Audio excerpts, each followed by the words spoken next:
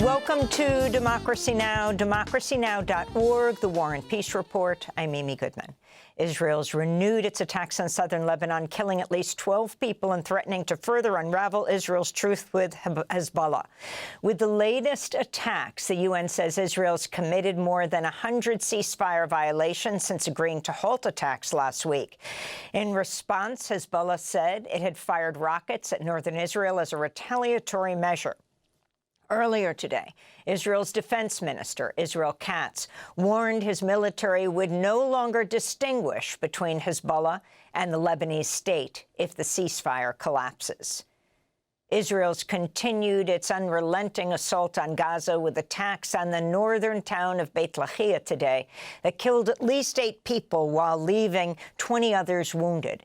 In Gaza City, dozens of civilians are feared trapped under the rubble of a 4-story building leveled by an Israeli airstrike. On Monday, UN Secretary General Antonio Guterres called the situation in Gaza appalling and apocalyptic and said Israel may be guilty of the gravest international crimes.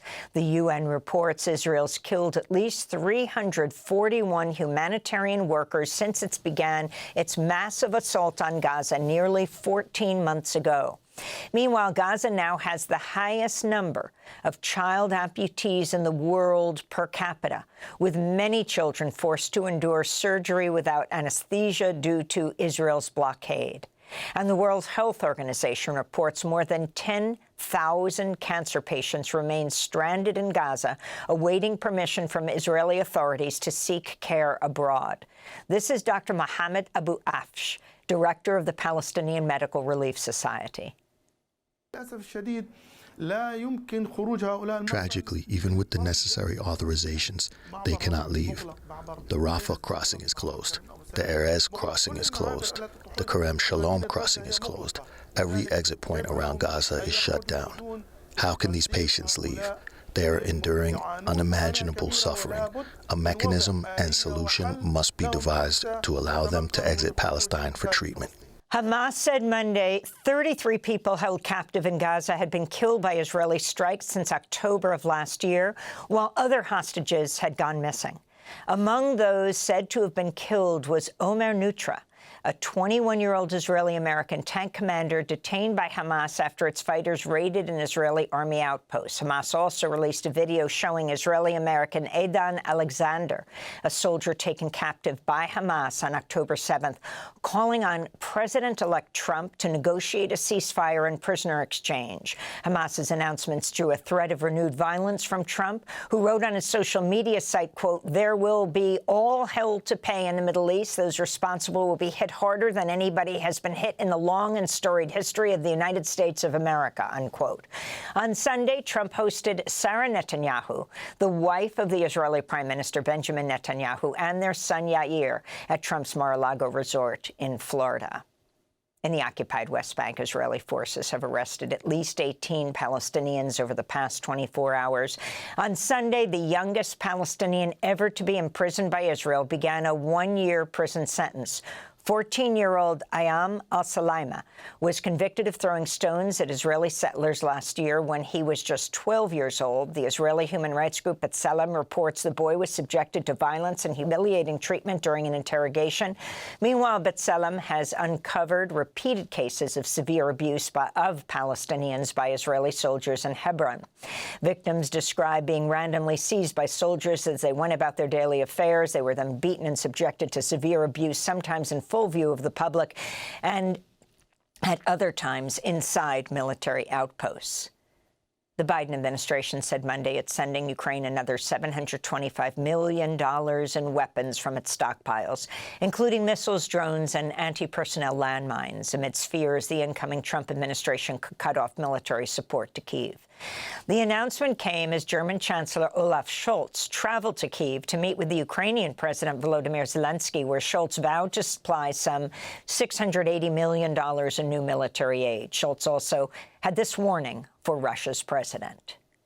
Das sage ich heute hier in Kiew ganz deutlich an die Adresse Putins. My very clear message from Kyiv to Putin.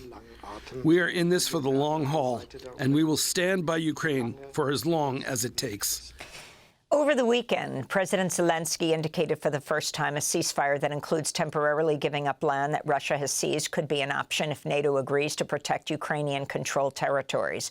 Earlier today, NATO chief Mark Rutte said Vladimir Putin has no interest in ending Russia's war in Ukraine and will continue, quote, using Ukraine as a testing ground for experimental missiles, unquote. On Capitol Hill, President-elect Donald Trump's cabinet picks for his new administration have been meeting with senators ahead of Trump's inauguration and confirmation hearings.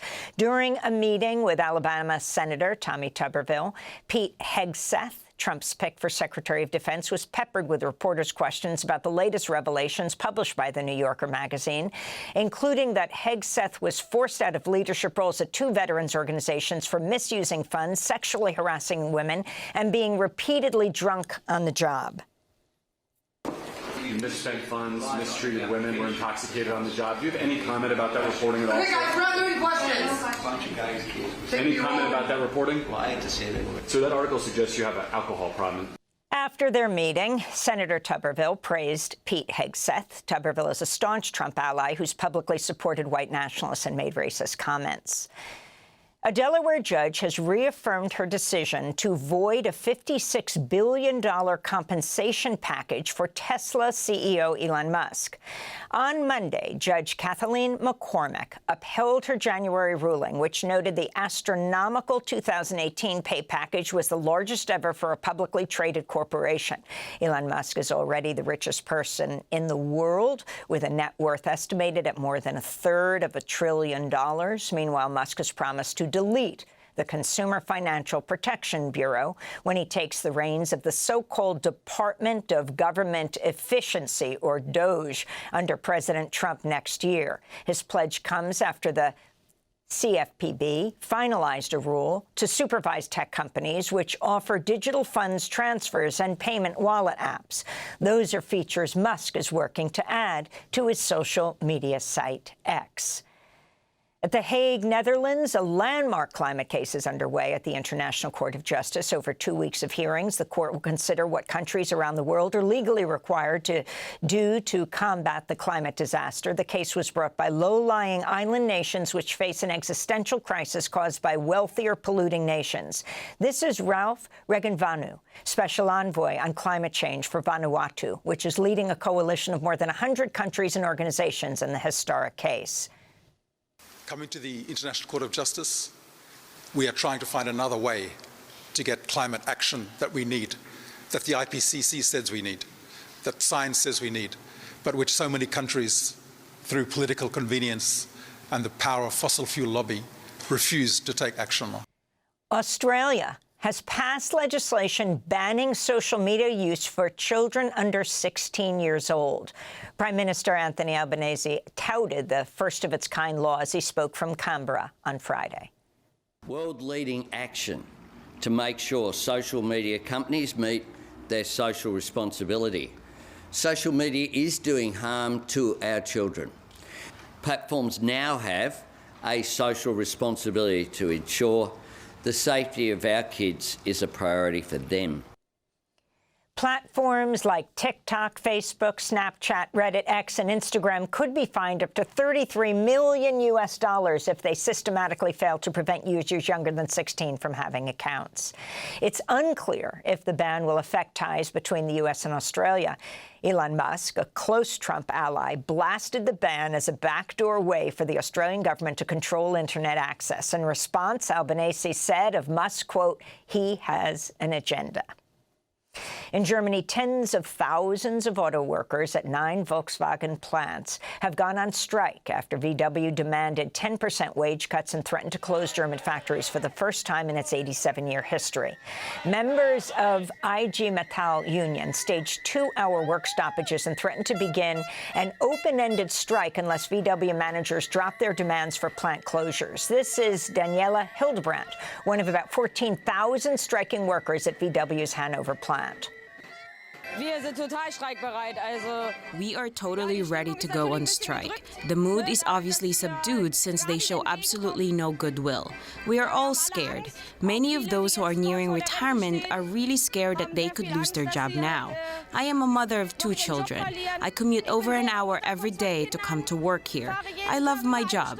I don't want to lose it. Volkswagen is the largest private employer in Germany. And a judge in Wisconsin has struck down parts of Act 10, restoring collective bargaining powers for public workers. On Monday, Dane County Circuit Court Judge Jacob Frost ruled the law signed by Republican Governor Scott Walker in 2011 violated the Wisconsin Constitution's Equal Protection Clause since it exempted police and firefighter unions from a ban on public sector workers' right to negotiate labor contracts with the state. Act 10 drew massive protests in 2011 when it was proposed, including a rally of over 100,000 workers and a weeks-long occupation of the Capitol building in Madison. You can see our coverage of the Wisconsin uprising at democracynow.org. And those are some of the headlines. This is Democracy Now!, democracynow.org. War, Peace, and the Presidency. I'm Amy Goodman in New York with Democracy Now!'s Juan Gonzalez in Chicago. Hi, Juan. Hi, Amy, and welcome to all of our listeners and viewers across the country and around the world.